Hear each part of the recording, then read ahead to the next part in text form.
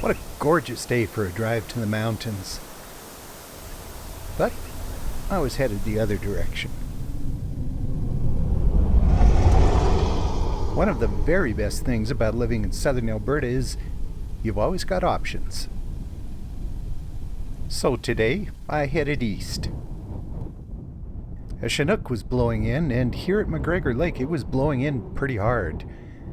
Good day for ice fishing, I suppose, as long as you got some shelter. But the main reason I'd come out this way was to look for some open water. Obviously, McGregor Lake was frozen over. So I headed south a bit to Little Bow Provincial Park. Found these mule deer up top and Russian olive trees blowing in the wind in the bottom, but no open water. Not a surprise, to be honest. But the east end of the reservoir, maybe. Nope. This end of the reservoir is quite often open water at this time of year. It's a little bit warmer here and the wind blows almost constantly. But not this time. It was frozen solid. Down below the dam, the Little Bow River was flowing freely.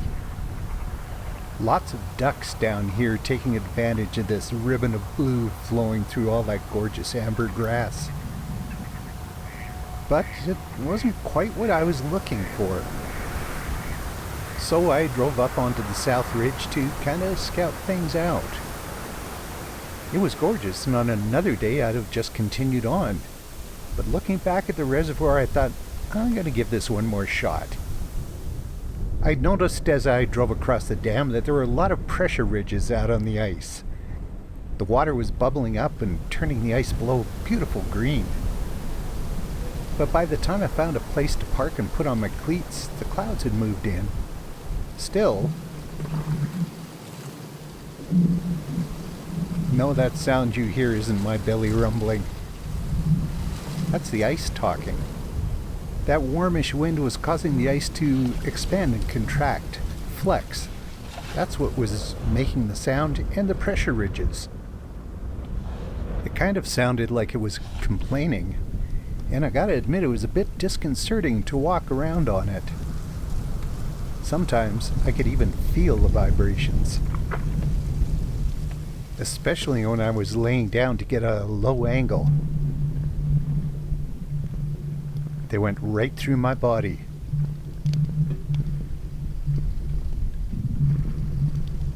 I spent quite a while out there poking around, seeing what I could see. Like these slabs that had broken loose and refrozen. Detritus blown off the shore. Poplar leaves and goose feathers.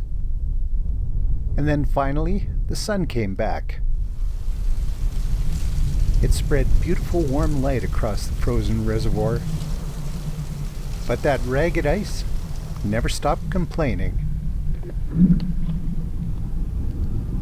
By now, of course, the day was nearly done, so I started heading back west again.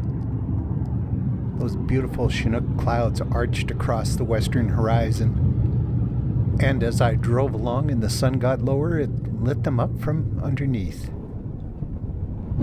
So, no, I didn't find the open water I was looking for. But that's just the way it goes. Unlike the ice, I got no complaints at all.